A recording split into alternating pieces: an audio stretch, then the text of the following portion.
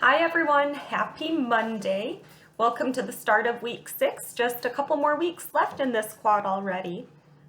I have about 4 slides for this week in terms of thoughts that I'd like to share, expanding upon some of the content from the book. Just one from chapter 12 and a couple slides from chapter 13. So my thought on chapter 12, it really didn't come up till the last bullet on the last page of the chapter. That bullet point under the summary reads, "For other meals, choose mostly lean, high-quality proteins that contain all the essential amino acids in approximately equal proportions. Example, beef, ham, lamb, poultry, fish, period." So that's fine. That's great. If you want to get your protein that way, nothing wrong with that. It's a incomplete list and overly simplistic and inappropriate to say that these are the only options that would be providing good sources of protein. I think I've talked about this before, but the terms high quality, low quality are not being used as much anymore.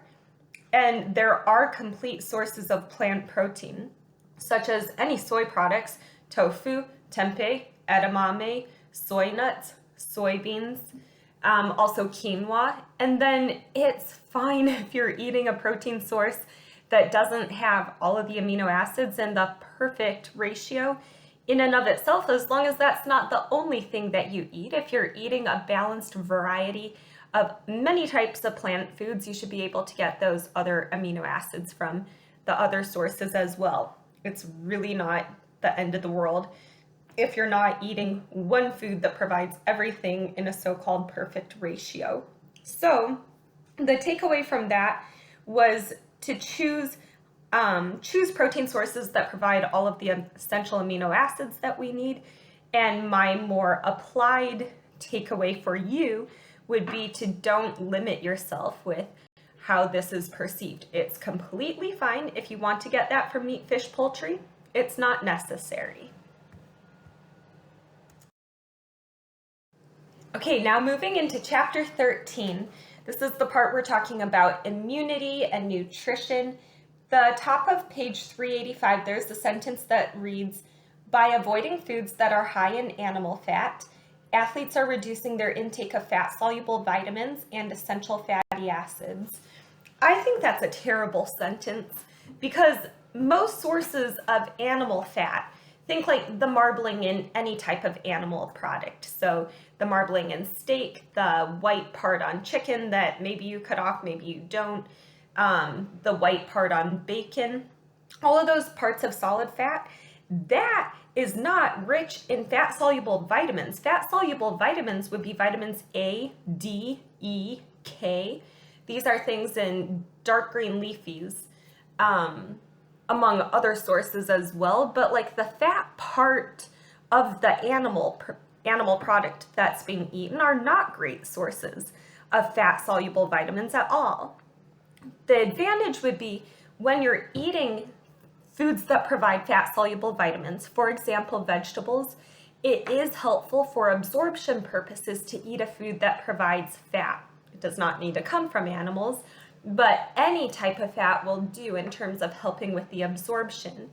Now, for the sake of cardiovascular health, which is important still to consider with sport nutrition, I would very strongly encourage people to be choosing unsaturated sources of fat. So this would be our olive oils, nuts, seeds, avocados, not saturated fat. Saturated fat comes from, in most cases, from animal products. The exceptions would be coconut oil and palm oil. Those are 2 sources of saturated fats from plants. I would avoid those as well for the most part.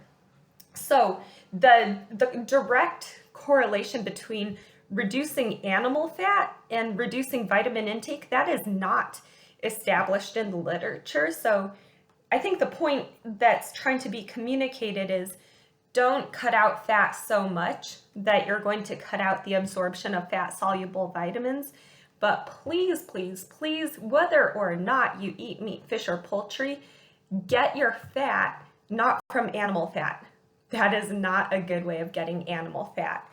The one exception, because we must have exceptions, would be omega-3 fatty acids from fish. Those are great and healthy sources of fat.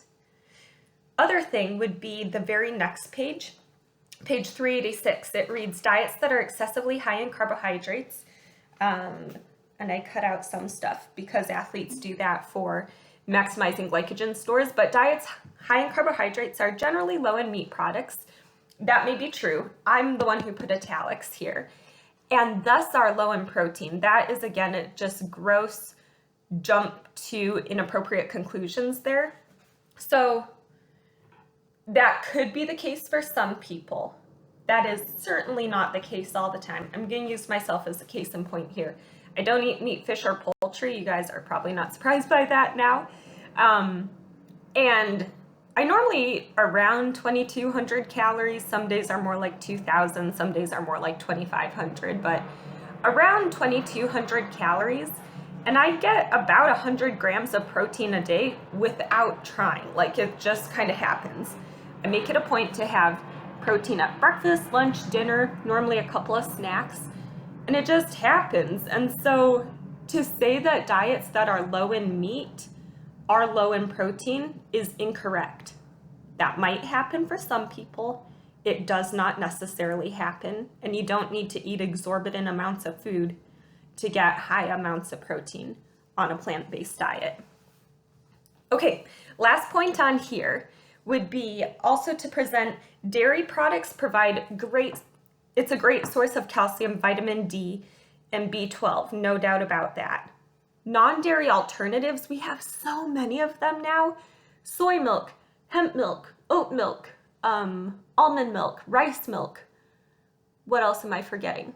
There's just so many varieties. Almost every time they will be fortified with the same or higher amounts of calcium, vitamin D, and B12 compared to dairy products. So definitely check the label, but just want you to know whether it would be due to lactose intolerance, or you just don't want to eat dairy for some other reason. There are all of the alternatives that I have seen provide similar nutrients. The amount of protein is variable, so you do need to check that.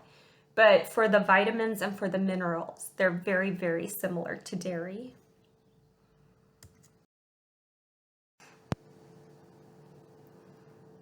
Next thing, a word on protein energy malnutrition, PEM. Couple of different kinds. There's kwashiorkor and marasmus. Marasmus is just, it's the overall starvation. So people are not getting enough protein.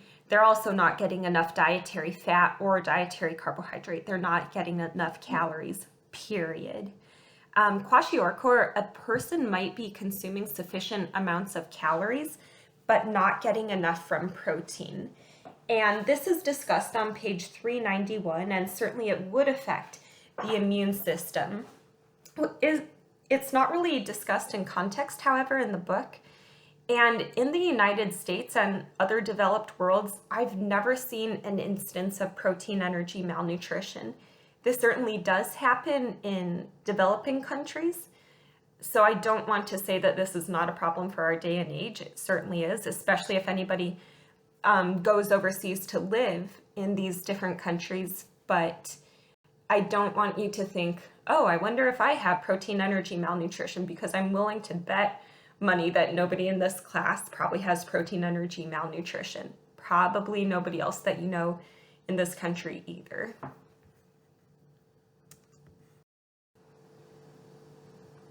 Final thoughts here. Page 400, it talks a little bit about zinc and vegetarians. Certainly it is a nutrient that vegetarians may need to be more aware of. However, unless there are overt signs of deficiency, it's actually generally not recommended to just blindly supplement with zinc. And the book does discuss some problems that could happen if you're over supplementing. So I strongly disagree with the authors about all vegetarians should take a supplement of 10 to 20 milligrams. Not really. They should be mindful about having a healthy, well-rounded diet, be working with a healthcare provider, and should signs of deficiency present, then talk with a healthcare provider about a supplement. But it's sure not something that everybody would need to do.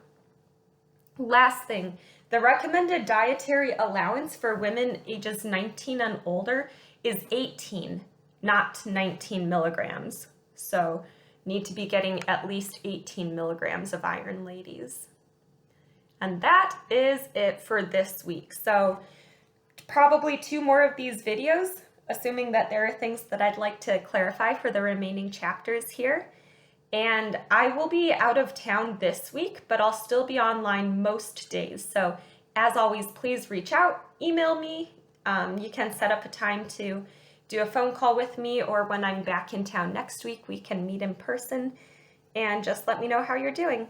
It's been a pleasure working with you. So talk to you on the discussion board now.